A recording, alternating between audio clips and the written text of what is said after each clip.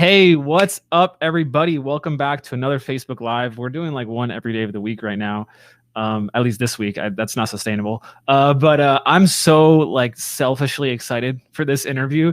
I do a lot of interviews, but this is like so recently on my Instagram stories, I was saying how LinkedIn is like a less toxic Facebook. And I want to go way more into LinkedIn because it seems like a productive environment to be in. You make great connections. People are in the right mindset when they're using it. So I'm really excited to dive in with someone who is an expert at LinkedIn, crushing it, getting huge results, so that she can kind of spray some of her wisdom and her knowledge, and people can go into your world and learn from you and all that other fun jazz. So if you people don't know who Judy is, Judy, you might actually introduce yourself better than I can. So can you let people know what you do and why you're awesome? Yes. So first of all, I want to honor that. I love that you said about LinkedIn being people are in the right mindset. I still haven't seen politics on there. I'm happy about it. So yeah. So it is funny. Did you just say you don't see very much politics? I probably don't have the same connections as you, but No, it's fine. But no, honestly, people realize that their likes and comments are seen by their employer, their colleagues, their everything. So there is a bit of a social element, and we can go over that. But I'm so excited. That keeps people in check is what I wanted to say. So Gotcha. Yeah. So for people who don't know who you are, can you kind of give like a quick backstory, how you got to where you are? I know you have like 18 years experience in business. I know. I just added it up. It's 21. I wanted to not admit that years had gone by now. So I think I just hit plus. I'm in my mid 40s. How is that possible? So yes, I got my degree in chemical engineering because back in the mid 90s when I went to school, there was no social media. Was there even internet? Like the way we know it, I had that dial-up sound that you would just be like, yes, I remember AOL was first with AIM, and you actually had to install with a CD and then like boot it up. And I remember like cooch. Yeah. So I had that. I had like one of those like dot matrix printers, like whatever. I just had like the old school 1990 stuff that all rolled out. And then early 2000s, I worked for a manufacturing company. I was an engineer for many, many years. And honestly, what it boils down to is I love taking tough stuff and breaking it down into its most simplest, understandable components. So maybe I was always meant to be on social media, but it didn't exist when I got my degree. So I started off by just reverse engineering HTML code and making websites in my spare time because I just really enjoyed it. So I built things like the National Association of Environmental Managers website. And so all these things were a side hustle. Then the crisis hit and I lost my job. The 2008 one. So I was fine. I had just graduated college. I had a job. Everything was steady and stable. It was the 2008 one. I was actually in the residential and commercial construction industry at the time, which got crushed for housing starts. And I was working for United States Gypsum making sheetrock. I was one of their managers in their corporate office. And I took a leave of absence and actually traveled the world. So I had a different perspective on losing my job than a lot of other people. I packed up everything, rented out my townhouse that I owned, and traveled the world. I went to Kingdom of Tonga, I went to New Zealand and lived out of a van, hiked everywhere, just tons of adventures. I am an adventurous person. Are you still like travel a lot and such? I love to travel. You know, family, but yeah, I do have a family, so there's that. But I've lived international with my son. I've already lived in Germany with him. He's been hiking the Alps, so yeah, it's pretty unique. A lot of my clients, like a few of them live in Puerto Rico and like some pretty cool locations, and I think it's just cool to let your kids have experiences like that. Yeah, a lot of people think, oh my gosh. Okay, so we're going to get to LinkedIn, but I'm just giving you background. And I love that. So I'm going to jump into fast forwarding because I lost my job. That's when I got active on LinkedIn. And truly the most strongest statement I can make about LinkedIn, it is career and business long-term insurance. The more you lean into networking and staying active on that particular platform has served me like to the nth degree that I can ever imagine. So getting active in 2009 meant that every connection I made in college. Like, I understand you're supposed to, back then, it was very much, you really connected with people you'd met in person at that point. 2009 is a lot different than 2020 from that. I didn't even know LinkedIn was available in 2009. Yeah, I know MySpace started in 2005. So. Oh, really? Okay. Yeah. So I think, again, don't quote me on when LinkedIn started. I just know that I became aware of it when I went through the economic crisis, and I said, I need to find a job. If I go look for a job right now on any website whatsoever, they're going to be gone. I need to network my way in to people before they even have a job, because people have pain points. No matter what economic situation you're in, ups or downs in the economy, people still have pains they need solved. And there's always a price for it. So if you think about it that way, I never applied for a job online. During that entire crisis, my entire strategy was, how can I figure out how to network? And that became my entire bookshelf over there, was how to use LinkedIn, how to network, how to collaborate, how to do all of these things that people want to do, but there's strategy behind them. Gotcha. Which we will dive in, because Christina really wants to learn. So let's do it. Yeah. Whoever's on live, give me #live. Drop some questions below. Or drop a fox. Yeah, drop a fox emoji. Drop a fox emoji. Probably got to scroll a little bit for that one, but and then drop some questions if you have any questions for Judy specific to LinkedIn. So when we get to the questions part, we can do the fox ears. We're ready. We're doing LinkedIn like a fox. All right. If I don't, she's transformed. Yeah. Into LinkedIn fox. So I want to know, first of all, what do you do on LinkedIn? Like, what do you do? What are you doing daily on LinkedIn? Just to know from like a high level, like, how are you using it? The best way I can help every single person right now think about LinkedIn differently. So many people say you have to put on a professional hat. You cannot wear fox ears. And I love the fox emojis. Yes, you can. And the reason why I'm going to tell you this is because think about all the leaders you have ever seen in your life, in your business, in your world. It's better to think about LinkedIn as a place to showcase your ability to be a leader. So be the leader you wish to see in the world. If you show up as a leader, you will attract the people who you are meant to interact with. They will either think of you as peers because you're showing up as a leader. They will think of you as the colleague that you are, or they're going to see you as ahead of them and they want to know what you're doing and how can they work with you. So being a leader on LinkedIn is a great mindset shift versus LinkedIn is professional. I feel like LinkedIn is professional, creates a wall. LinkedIn is leadership, allows you to show up as the leader you're meant to be. Yeah. I feel like in LinkedIn, you're like, you're selling yourself too. Like you're saying like why you're an expert. It's almost because people are on there looking for jobs or like looking to network, and you have to like pitch yourself almost, you know, not like, it doesn't have to be that pitchy from what I've seen, but that's yeah. I go through what's, people talk about that know, like, and trust, but I break it down to more of an awareness model. People literally need to know that you exist. Are they literally aware that you have a name and what you do? Because that is what know is, but sometimes people forget that I'm just making you aware that I exist. And too many people try to hit you with spam or hit you with, this is what I do, this is who I am. They're trying to get that awareness, but they're hitting too far into the take action. That's later. You cannot get somebody who is just getting to be aware of you to truly take action. Maybe they will, maybe if they're on this live and then they take action, but the action is go check out, go follow, go connect, and start the conversation. We want to sometimes go from awareness to sale. And that is it's just not sustainable. That's an energy that could burn you out. And I think people should look at it as like, a lot of people think about their website, but I'm like, your profiles is better than your website. It gets way more attention, and like there's more that happens there. The moment you make a post, I've had people grow their profile views by over 5,000%. I've seen it, because the moment you start making content that positions you as a leader, people want to follow good leaders. They want to check you out. They want to go connect.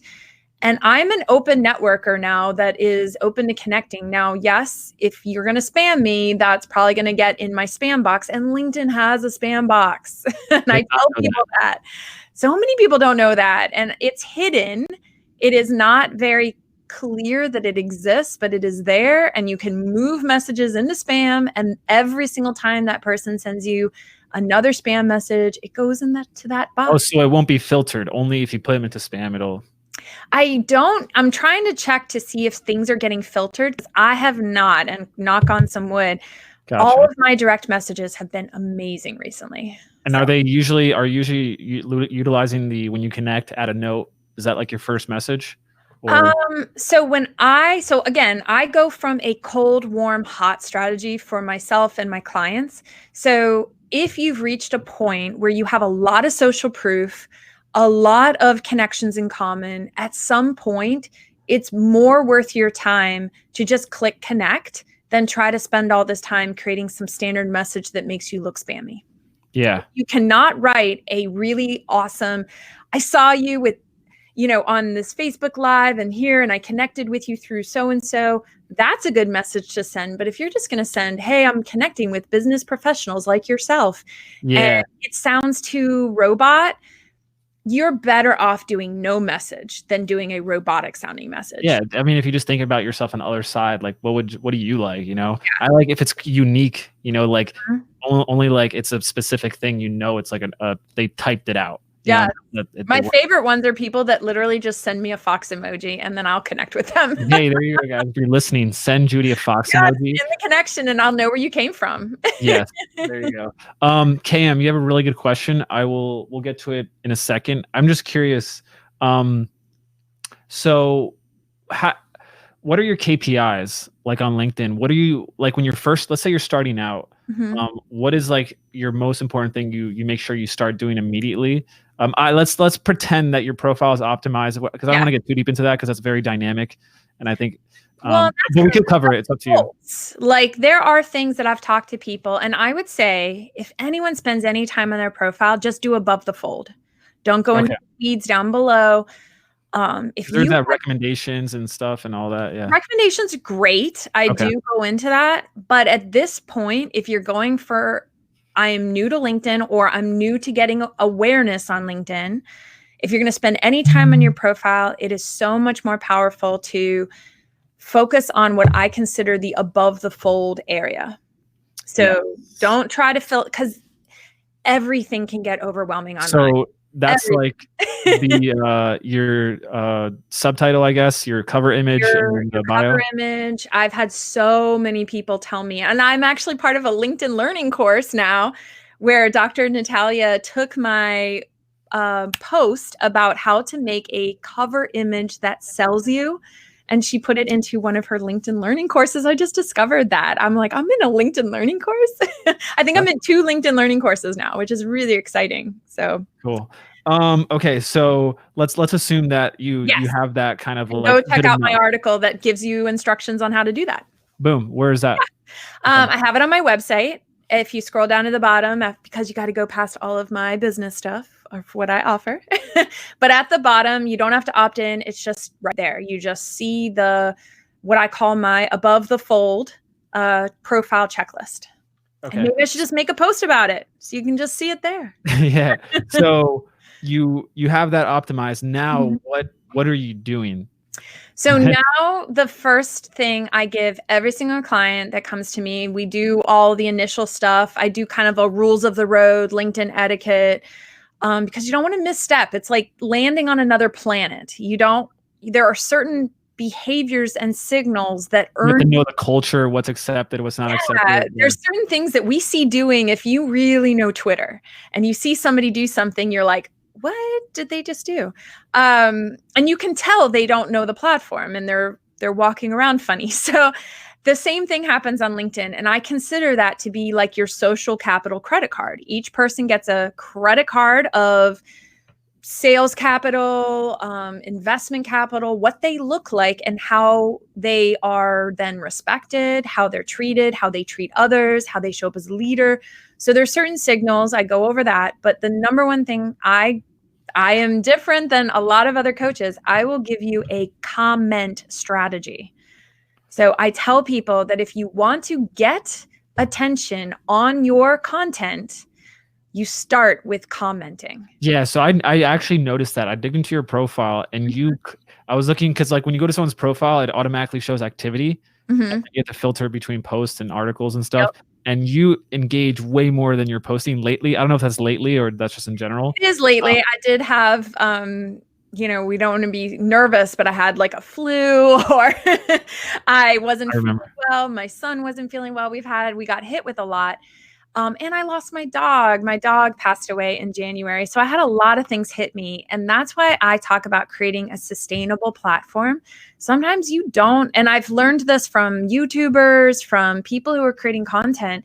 If you can find a way to build a sustainable business, and my master's is in sustainability. So that's my focus. And so what I learned is the more you can go out and comment on LinkedIn, comments are considered content. And I've had my comments get up to 100 likes and comments. So you can get traction. So I've gotten the attention of Ariana Huffington, and I've gotten some of my clients because of making comments. They've gotten in Forbes. They've gotten in major speaking opportunities because they're showing up, supporting the conference person who runs the conference. They're consistently supporting their content, and then they're top of mind because of being optimized on their profile. That person is aware they exist. That they didn't have to create any pieces of content. I don't know why I didn't think of that. That's literally what I do. Like if I have someone I'm trying to like dream 100, like build a relationship with, in Facebook, I do the thing where I could see all their posts first. So literally whenever they post, I'm just like an ad. I like comment, and then eventually it's like we're not strangers. Yes. That's that awareness model. And then so do you like can you do that in LinkedIn? Like make it so you see certain people first?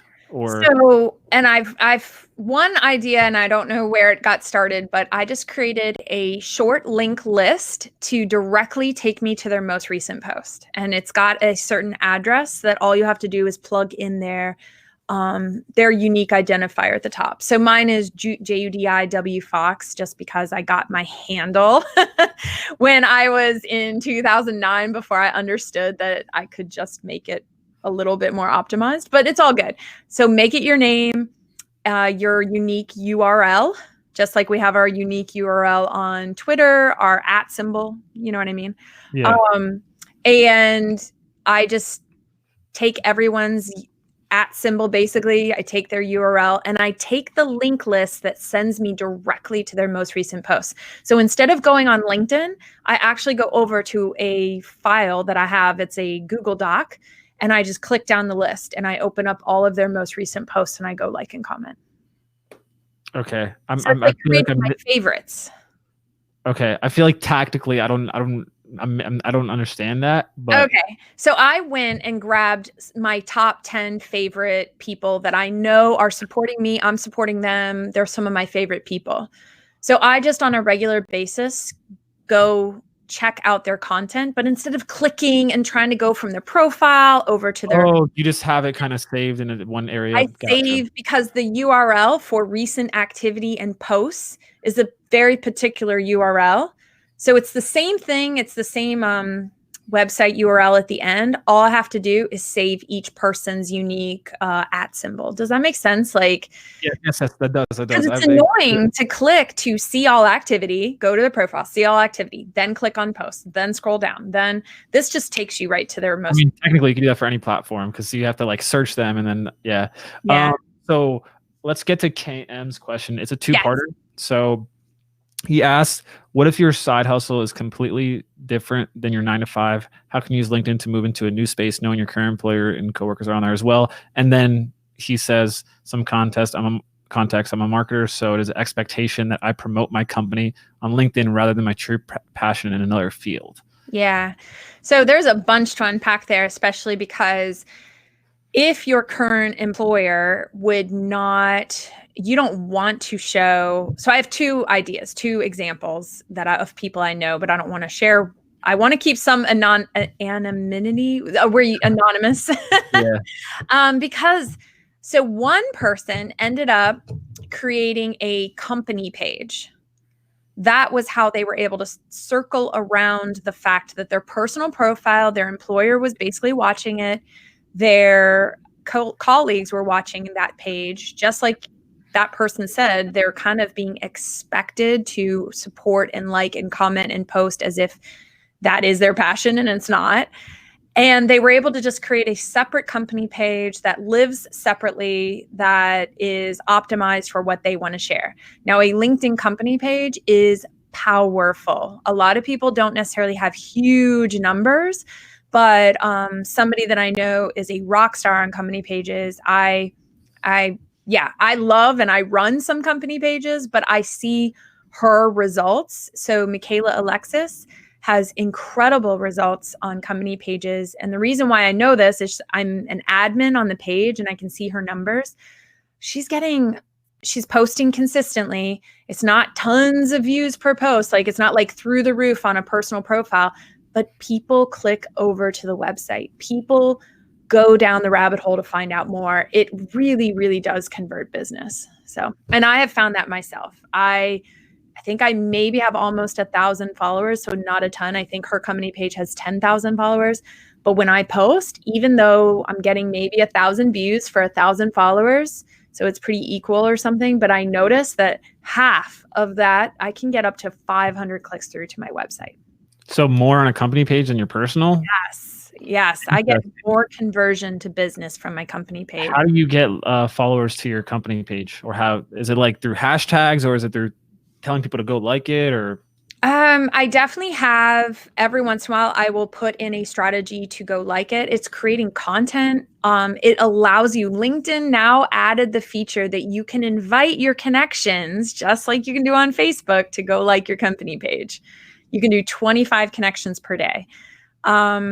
If you open up your company page, 25 connections per day?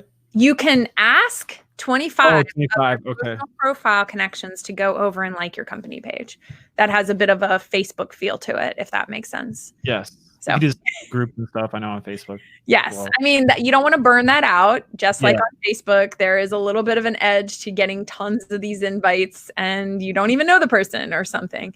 I do find that growing that to 1,000 followers is powerful because I can see the power beyond that. I also run some pretty big names. I have one client who is actually, she was running for president. And that's why when you mentioned politics, I have a president. Oh, I know who it is. Am I allowed to say it? Yeah. So Marianne Williamson. Okay. Yeah. Is that who you were thinking? Yeah. Because I saw one of your posts with her or something about her. Yeah. So she's amazing. She's a spiritual advisor, or Oprah has put her on her Oprah Worldwide tour, on stage, her quotes and stuff. So I definitely feel very honored to run that. How did you get that? Oh, that's a story. But it's all about networking, right? Was it through LinkedIn? It was through LinkedIn. I went and spoke at Vid Summit last year, which is a YouTube video focused Vid Summit. It's video marketing. And I got to meet incredible people. I got to hang out with Casey Neistat and Mr. Beast and all of these, and of course, your mountain of videos. Yeah, tons of videos. It was amazing. I still have content I could put out from that event. And what I'll say is at the event, I just happened to walk up afterwards. It was almost over. People were having their final meals and hanging out in the lobby. And it was just hanging out in the lobby and meeting up with people. And I ended up asking and talking to somebody. We all are wearing our tags and we had a great conversation. I needed a ride to Broadcast Your Authority. I was going from LA to San Diego and they gave me a ride. And during that car ride, we talked a ton. We really, really connected, ate lunch together. And turns out she is really, really well connected to a lot of people that I would have no idea. You never know who anyone knows ever. And so she introduced me and gave me a fast track to basically one phone call with Marianne, and I was on board 100%. She was like, Judy, go, strategy in charge. So with your experience working with a politician, is that like a desire of yours in the future to stay in that space? Or I think the desire truly is to amplify leadership voices. That's what I've really owned. And if you want to show up as a leader, it's not about, and that's why I think about her account as, it's not about the politics. It's about really being a leader. We need good leaders in this world. And we need leadership to inspire us. And yes, her content has a lot of spirituality and I've been able to meet her in person. I went to one of her events and got a chance to speak with her. And I walked up and I was like, I'm Judy. I'm running your account. But I find it very fascinating. There's so much hesitation around LinkedIn in general. And I find it so fascinating. And I just, that's where the opportunity is, you know?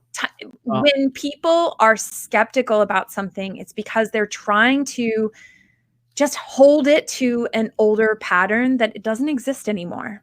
It doesn't. It's a new social media world. Even when I listen to, and I know Jeff is stepping out of being the CEO, but in his last live video that he did where he spoke to all of LinkedIn, all the community, they had a huge event in Texas.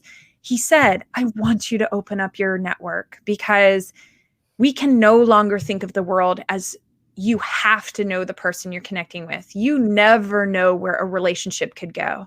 And can you imagine me never talking with that person at that conference?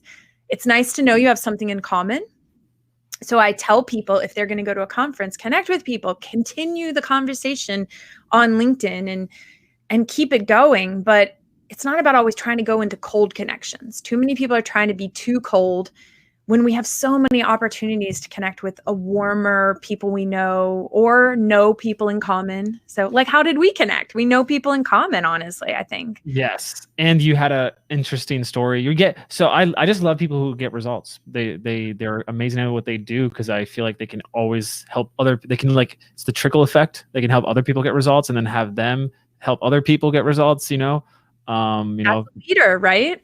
Yeah, that's what a leader is. They can leader is empowering others to then take the action to empower more. Yes. So Jenny has a question. But before that, did I answer fully that person's question? Because I do feel like creating I think your company page. The only other thing is I have had people create names that are almost like their name, but they use their middle name as their last name, or they do something and they try to create a separate personal profile. Okay. I find that to be harder though. I actually think it's stronger to drive business using your company page. Gotcha. Yeah. Like Daxi is actually not my real name. That's my stage name. So I love it. Yeah, I know a lot of big gurus. I know some people, their stage name, and that's fine. Is Fox your real name? It is. Yeah, you're born with your stage name, but it really is my name. So cool. So Jenny asked, does Judy do ads on LinkedIn? Oh, I wish, but I know one of my favorite people, AJ Wilcox. So AJ Wilcox, WILCOX. I always recommend him for anyone that wants to do ads. His website is super clear. His pricing structure is awesome, and he gets results. So I would not recommend. I would only recommend somebody that gets results. So, and that is the power of LinkedIn. You do have to be careful with. We're not here to. I can't just refer everybody. I have to truly know AJ. I've spent time with him. I've met him in person. We've rode scooters in San Diego together. Like that doesn't mean he gets results, but spend a little bit of time with people and you find out a little bit more about their heart, their background, and you start to trust them. And then over years, you realize they're kick-ass in their business. So yeah. It's usually like when you know all their friends and the people they work with, and then it's just like, you just trust them, you know? So. Yeah. And he's been so helpful. And that's the other thing. When people are giving to you, you realize how incredible it is that they're so open and so available. But it comes from you giving back to them. So there is a bit of an exchange, and that goes back into how you show up on LinkedIn as a leader, because then people see you as colleagues. Gotcha. Do you use any softwares for LinkedIn to help your experience? Or is it straight vanilla, like you log in? I do log in. I don't have any add-on softwares. I do know of one called Shield. I have not used it myself, but a lot of my clients use it. So in a sense, I end up using it. And it's really, really great for metrics. The part about LinkedIn that's very difficult for people, and I wish it would change, but LinkedIn deletes your results after 179 days. Don't ask me why it's 179 days, but all of your data, who viewed everything, who engaged on your content, it's gone. So I either take screenshots. That's how I end up having tons of screenshots. Or I use, people use Shield, and Shield So is this captures the data. it captures and keeps it. So that's why people use it. It is very powerful. I am giving them a shout out. They don't even know it. I have no affiliate whatsoever other than I have clients that use it and speak highly about it. So I'm assuming you're against all the other ones that are like auto outreach, auto whatever. And again, if you are doing something that's a lower ticket, let's just be blunt, a lower ticket price point, something that does need that mass quantity of numbers because it is a little bit lower price point, the moment you get into any higher ticket relationships or sales, if you're doing projects that are 10K, whatever it is, maybe you're up to 100K projects, maybe you're up to $1 million in every relationship you build, we can acknowledge the higher the ticket, the longer the relationship, the more you either need a referral of really solid, like I got with Marianne Williamson, or you need a slower series of connecting with somebody and not spamming them. So. Yeah, they need to, like, I've noticed that too, because what works with us is like, we've grown 100% word of mouth, like 30 clients in the last year, working with some huge companies. But it's because we've gotten results, but also, I just went blank here. I had a point. Well, we were talking about those add-ons. Also, people pay when it's a higher ticket. People pay for they pay what's the word, man? I'm going blank right now. Transformation, connection to your network. Pay for certainty. What? They pay for certainty. Yes. So they know they're going to get, and that obviously requires trust, and the sales cycle is sometimes longer, especially B2B. Like my partner comes from corporate. He's like, yeah, it usually takes like 2 quarters to like get a contract with a corporate company. Yeah, I have a 400-person sales team that I just sent a proposal to, and it's awesome to get those, but I just trust that it's meant to happen. It's going to happen. I know that the sales cycle, I've sent proposals in March and it closed 6 months later. So there you go. It depends on how high the ticket is. Like if you're in the 6 figures for the contract, you're going to take a little bit longer. Yeah. Do you use the paid version of LinkedIn? What do they call it? Sales Navigator?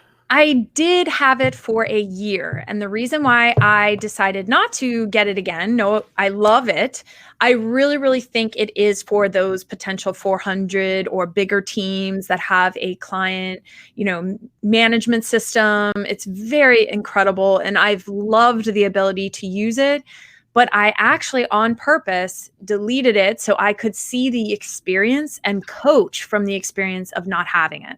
And I wanted to truly know, would I miss it? What aspects would I miss myself? And so I found out there's kind of workarounds. And actually, I found some of the workarounds to be really more powerful than the actual thing itself, which is kind of interesting. I mean, I don't know what the actual thing entails. So like, what is that? So finding connections through Sales Navigator can be very powerful because you can really search really, really well and deep into certain companies or certain connections and really find your ideal client, right? But I started to realize me and the clients that I work with tend to have more of an ideal client from I don't know, other than to say the word vibe, like the right mindset is the client versus they have a certain title. So what I ended up finding is I find pockets of people who seem to operate very similarly, have a very similar minded mindset. Like, for example, with Marianne, a very spiritual based mindset is very quick to connect with her. Somebody who has loved her books, her content. So all it takes is finding some of those pockets of people. And then you can go down the expansion of who are they connected with? Who are they liking and commenting on? Who is liking and commenting on their stuff? Who are they sharing? What company pages do they follow? And I have found that to be more solid than finding cold connections the other way. That's awesome. So if you guys are on live, give me #live. Thank Judy for dropping all this knowledge. So that I just did an interview too with another friend who's like big in the Instagram influencer world, like connecting brands and influencers, Yeah. and like simple stuff of just like, hey, go to these big accounts and just go to their comments, see who's commenting, like stuff like that. Like just the easiest things, but like it's the easiest way to like mine for gold. Yeah. Like I found a guy named Frank. He shouted me out. He shouted out who's really using hashtags. So I have a personal hashtag, which I tell people at the beginning, a personal hashtag isn't necessarily about having tons of followers on the personal hashtag. It's about just branding yourself, about having your name and something for people. Yours? So mine is hashtag Fox Rocks. Fox Rocks. FOXROCKS. But then it becomes a file folder. So yes, hashtag live. I love all the emojis. So it becomes a file folder of all of your content. So if you type in the search area, hashtag Fox Rocks, you'll find all my content versus having to go over and check out my profile and then do this and then do that. So go follow hashtag Fox Rocks. And then I think. So you can follow hashtags? Yes. Yeah. Okay. So, and LinkedIn is starting to add that. Oh, see, I can go down all these different like detailed rabbit holes or foxholes, but LinkedIn is definitely amping up the ability for Google to do more searches on the content that is on LinkedIn. And if I see that coming from like a mile away. Articles? Right now they do articles, but I see the implementation of how they're labeling your file, if that makes sense, your URL, to be found in Google search. So that's very powerful. So I make sure that everyone has my name and what topic. So say, for example, I'm talking about leadership, hashtag leadership. It's the hashtags that are driving the impact that could end up on Google search. I'm not seeing it quite yet, but I'm starting to see it and it's getting very powerful. Gotcha. So because a lot of my audience and everyone's that listening on the podcast right now, what's up, podcast? What's up, podcast people? They would probably want to promote their podcast. Like, what are some best practices? Like, I actually first, just to cover hashtags, like what's a recommended amount? How do you do research? Like, so first, if you follow any, LinkedIn has on your home screen and you look on the left-hand side, down at the bottom, it says something called Discover More. If you click on that, it'll literally show you some of the top hashtags it thinks you should be using. And these show you the numbers of how many people are following. So I always tell people it has a bit of a similar Instagram strategy. You don't use as many as Instagram. I always make sure my first 3 are the ones I really, truly would want to be found for. The first 3 that get anywhere in my post. So count them down your post. Like if you share them in a row, make sure they are optimized for what you truly would want to be found for. And people are following that hashtag. If nobody's following that hashtag, it's a dead hashtag. So you use yours kind of like towards the last, or? Actually, I use mine first. And the reason why is because I've grown it to at this point, I think it's closing in on 270, maybe 300 followers. That means what? Is anybody else posting under it? When people talk about me. Okay, gotcha. Yeah, so it becomes something that I can see people talking about me, people saying, oh my gosh, I just saw this Facebook Live. I'm going to post. I took a screenshot. I shared it. Same thing. I use hashtag Fox Rocks on Instagram. So yeah, it's time. Okay, I told you I was going to have a 5:45 moment. Cool. So we're all good. The point is the hashtags I tell people if you're growing it, you only want to grow one. I do put it first because I do want to be found for hashtag Fox Rocks because I've branded it. That's my deal. I show up that way. But if you don't have a personal hashtag, you're right. Pack the other ones first and then maybe 3 to 4, max 5. You don't have to use too many. Gotcha. So for like content itself, what do you see as performing the best? Is it like video clips, graphics, long form copy? Like what do you mix it up? I definitely tell people to try out each type of content. Again, if you go through my coaching, I will literally give you an optimized strategy for every single piece of content. So articles, document feature, which is a slide share post, video. And I will say a combination, what I'm finding right now is a combination of 3 pieces of content really, really drives more business results. So again, I'm looking at how to accelerate your business on LinkedIn, not how to do the nuts and bolts and every detail, but literally how to convert business. So the best ways to convert business really still is video, if you can, and show up on video. Now I've had some clients do a 30-second clip of them speaking on stage, and we got, I think, 12,000 views on their first video because I lean into what works on video. It's not always about having the perfect video, but about having really good copy that goes with it, the written word. So I think we've probably talked about copy and written word that goes with your video. Yeah. So one problem we've run into with social media schedulers, when you upload video, it does like this buffer thing and it links out. It's so annoying. Like unless we physically log in. So like we've stayed away from some video on social media schedulers. Like what do you recommend there? I've seen some schedulers work really, really well. Trying to think of some of them. Where they don't do that? Where they don't do that. So what do you see happening on the video? They're cutting it or they're making it. It goes to like, so buffer, it's like goes to a different, it goes to buffer subdomain. I think Hootsuite does the same thing. Yeah, so Hootsuite doesn't work for video. You're right. I don't post video from Hootsuite. I think if I can remember correctly, and I don't use a lot of scheduling softwares, I tell people. Well, it's because we have clients, so. Yes. And so with my clients, what we do, and I have clients too, that I have to schedule it out. But what I end up doing is I end up taking it, especially I have some clients, I don't have very many, but some clients I'll say, your pillar is LinkedIn, but we'll push out the same content and we'll optimize it for Instagram and Facebook. So I have a couple of those, but for the most part, I do just enjoy staying on LinkedIn.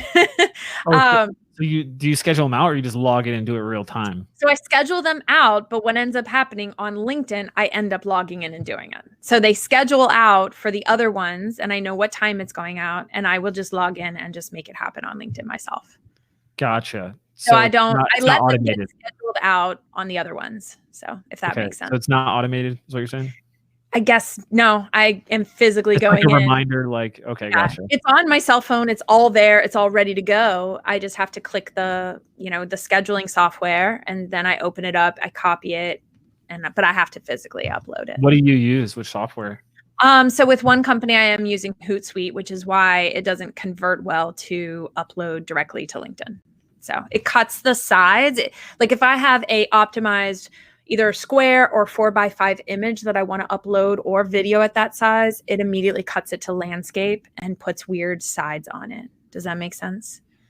So yes, I've seen that with some photos. I think. Yeah, and it looks like I just uploaded like a tiny little stamp or something of a photo, and I'm like, that's not what I meant to upload. Yeah.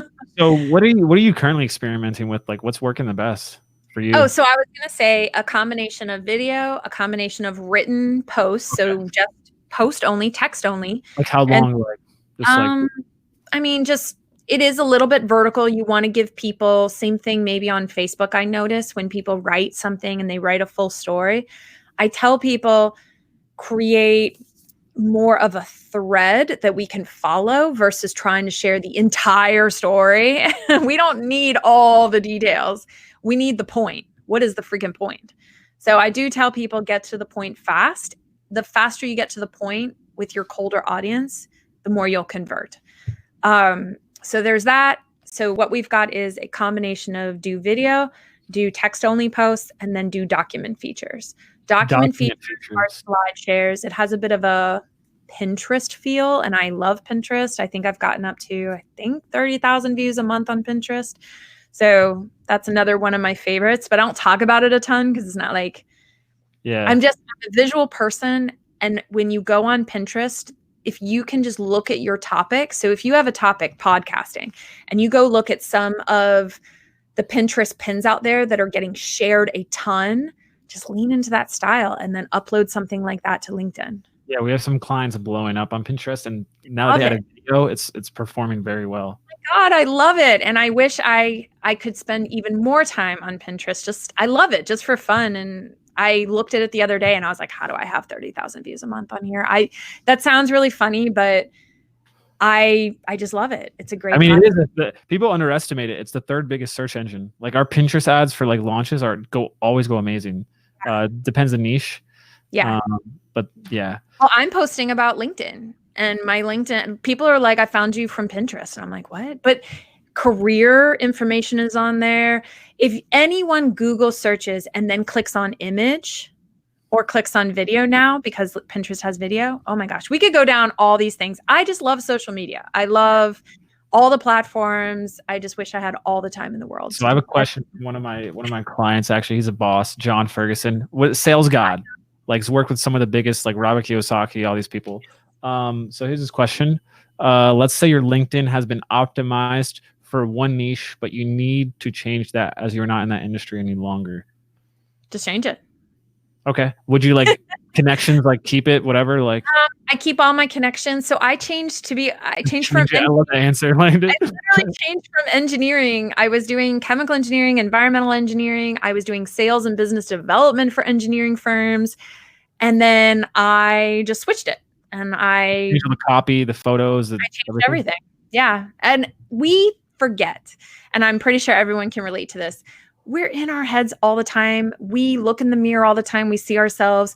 We are paying way more attention to ourselves and thinking other people are paying that much attention to us, and they're not.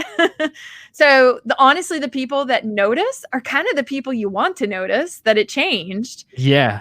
And it's all good. If they get turned off, then that's good. I mean, you didn't want them anyways.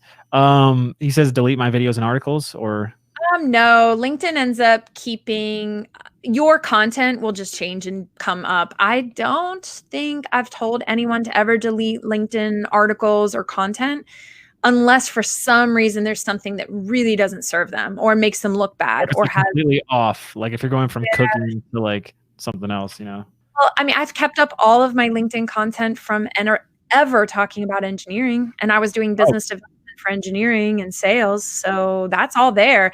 If you want to scroll for like go to town, but and at some point I think LinkedIn wasn't much of a place for creating content anyway. So gotcha. Really so I'll try to wrap up here soon. I don't want to take up too much of your time. I know you have stuff going on. If you guys have any last questions. Yeah. I'm like, did I answer everyone's questions? That's there are some. If you have any last questions, drop them below. Also, hashtag value of Judy's or hashtag Fox. Yeah. Use some value here. Give a Fox emoji. I'm actually curious. What was your biggest struggle on LinkedIn, and how did you overcome it?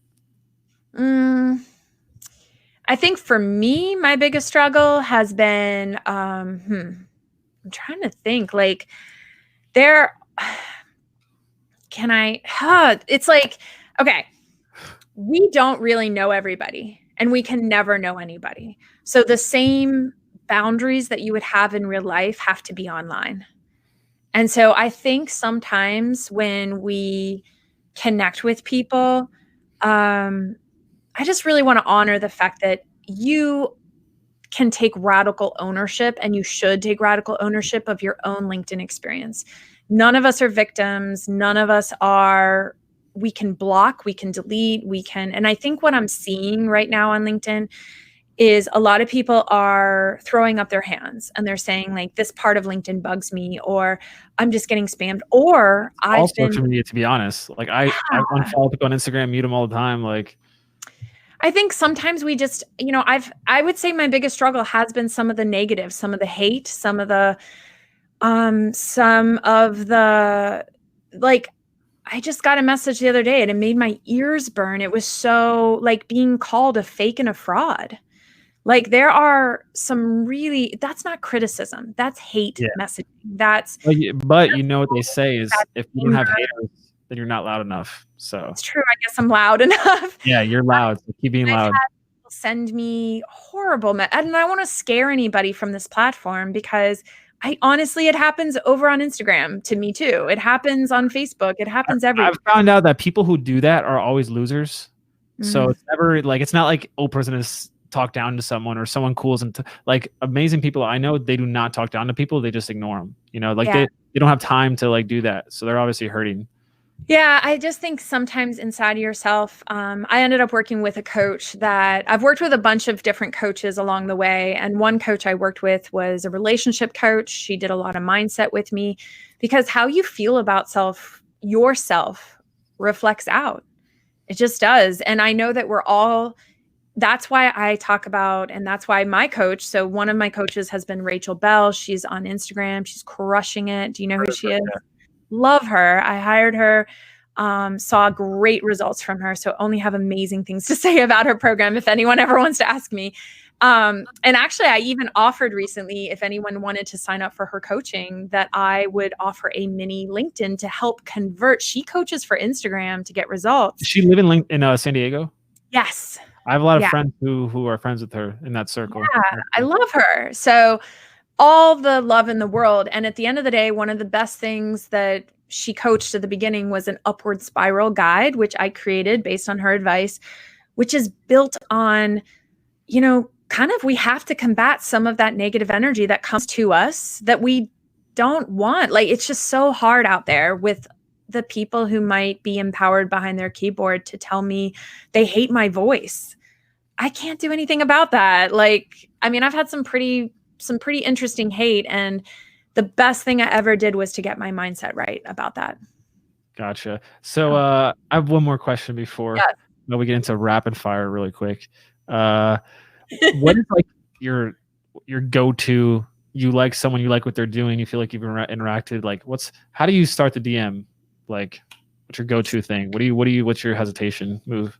My go-to thing with people, it depends on the person. So if I'm going to get in front of, and I'll just give an example of, I'm trying to think, maybe I don't give an example of a particular person, but maybe somebody who looks like they have tons of followers. Maybe they're at 100K followers. They're getting thousands of likes and comments on LinkedIn. There's somebody that you would love to have on your podcast. Love it. Sometimes I don't stay on LinkedIn. I'll go find them over on Twitter, and I'll realize they have 1,000 followers on Twitter and they're making content and they're posting. That's and true. You just go give them attention on another platform, but you found them because of LinkedIn. Sometimes you know what they're up to and you know their success. Like I got in front of Bobbi Brown, like the makeup mogul. I like Bobbi Brown. Like, yeah.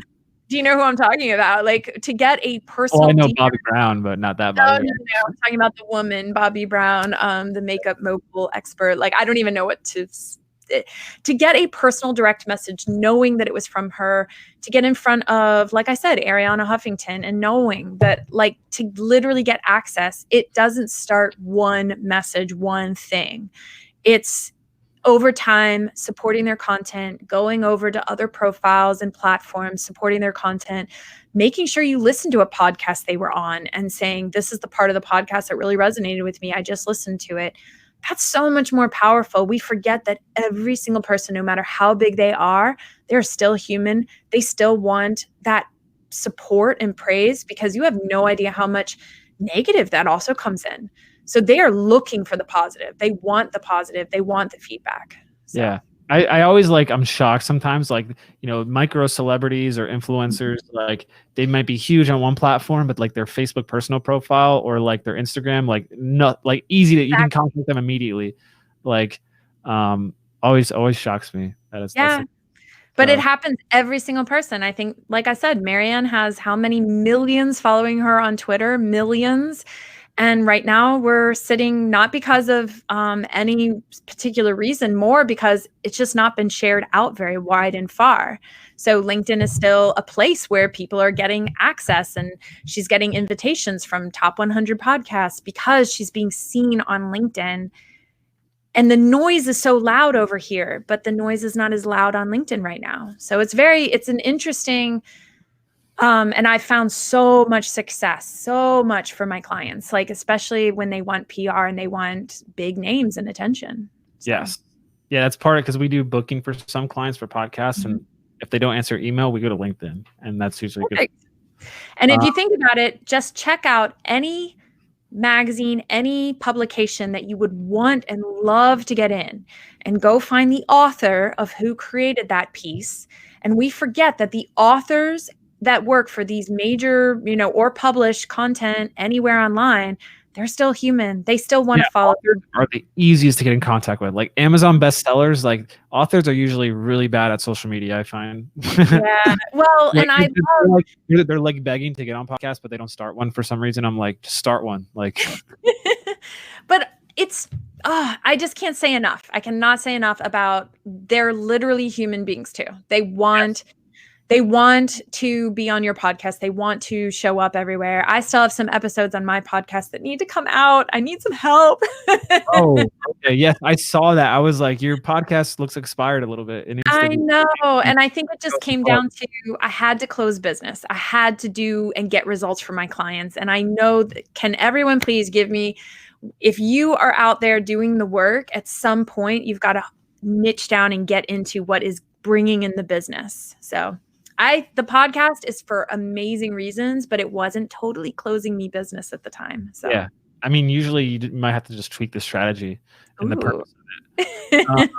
So cool. I got some rapid fire questions for you. Who is your biggest mentor, and what's the number one thing they've taught you? Biggest mentor. I mean, the one that's made the most impact recently has been Rachel Bell. Okay. And she taught me that the way you do one thing is the way you do everything. That's how you are viewed online, on the internet, on social media. If you show up more consistently doing one thing, that is the way they will think you do everything. Boom. Wisdom. I know the answer to this question, but I'm still going to ask, what's your spirit animal? Oh, fox. I'm trying to make sure it wasn't like a raccoon or something, or furry. Or squirrel. Squirrels are cool. What is something you used to believe 3 to 5 years ago that you no longer believe today? That you had to write a proposal for everything. I'm sticking it to business. You do not. And honestly, your best clients are people that the proposals are short and easy. You need to just hit the ground running, put some safety in there for, terms and conditions, but it doesn't need to be over the top at this point. Yeah. I mean, if anything, like template them out. Like, so it's always this, that's what I do. It's kind of like, it's like McDonald's. They run a good thing because it's always the same process, same system. It's a one size fits all thing. I have the same email, but I just changed the top to say, here, this is what we talked about. This is the personal part, but my program is the same. It's just, are you VIP? Are you a one-on-one client? Or are you in the group? Same method, same process behind the scenes. Sweet. What's something interesting about you that most people wouldn't know? I mean, I guess some people know this, but I've been to the lowest point in the continental US and the highest point in the continental US. Okay, what are those points? The lowest point is in a cave called Ellison's, and you have to cave for about 8 hours to get into it and rappel. I think the rappel is about 700 to 800 feet. And I'm in a major magazine for rappelling. I'm one of those lights. You can actually find it online. It's so crazy. Oh, and I've rappelled into some places that like people base jump into in Mexico, like Golondrinas. Have you ever heard of something like that? No. What does it feel like being that low? Do you feel different? It's 2,000 feet open air pit, and people base jump into it. So I rappelled into it and then climbed out. So that was pretty awesome. Holy. So then the highest point in the continental US is Mount Rainier, which is the highest glaciated peak in the continental US outside of Mount McKinley, Denali in Alaska. And I got really into mountaineering to the point that I got my wilderness first aid certification in rescue from MIT.